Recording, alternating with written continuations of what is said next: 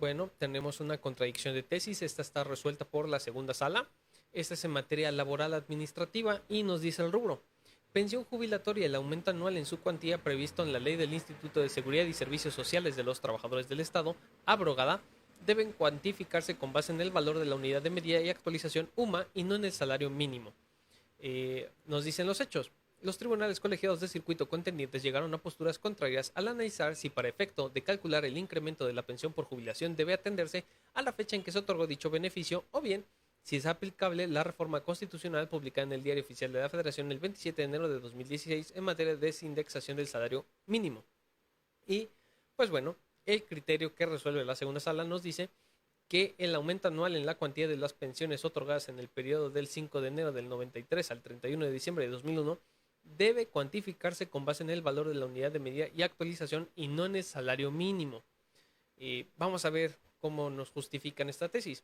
Nos dice, con el propósito de recuperar el poder adquisitivo del salario mínimo, así como para dar cumplimiento al mandato constitucional relativo a que debe ser suficiente para satisfacer las necesidades normales de quien sea el soporte económico de una familia, y en concordancia con la línea argumentativa sustentada por esta segunda sala de la Suprema Corte de Justicia de la Nación al resolver la contradicción de tesis 200 del 2020, de la que emanó la jurisprudencia 30 del 2021 de la décima época de título.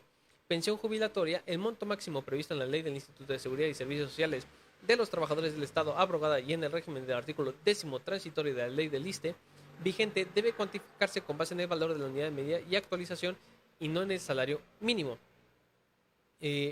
Y nos dice, se concluye que el aumento anual de la cuantía de la pensión jubilatoria debe cuantificarse con base en el valor de la unidad de medida y actualización, ello en atención a que el incremento o actualización de su importe es un aspecto accesorio derivado del otorgamiento del beneficio pensionario, que tiene como propósito fundamental que no pierda su poder adquisitivo por el solo transcurso del tiempo y por tanto constituye una mera expectativa de derecho para el titular de la pensión. Fíjense que en este caso, híjole, yo creo que está un poquito forzada la argumentación aquí, porque finalmente la pensión que pueda llegar a recibir una persona debería de tener el beneficio de aumentarse conforme al salario mínimo. Porque, digo, aquí nos dice que es una expectativa de derecho y que principalmente estos aumentos es para que no pierda poder adquisitivo. ¿Qué nos quiere decir aquí la Corte? Que principalmente mientras no se pierda el poder adquisitivo, es decir, mientras sea aparejado en cierta medida con la inflación, pues con eso es suficiente, ¿no?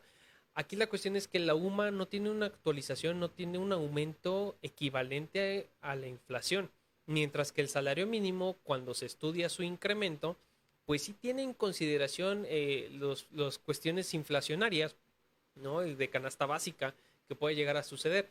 Entonces, híjole, aquí en un momento dado no estoy tan de acuerdo con la postura que sostiene la segunda sala, ¿no? Porque, pues bueno, finalmente la pensión, insisto, también es para cubrir las necesidades de una familia, ¿no? Entonces, debería de poder actualizarse conforme al salario mínimo y no conforme a la UMA, que insisto, la UMA al momento de actualizarse año con año no tiene tanto previsto las cuestiones de inflación, ¿no?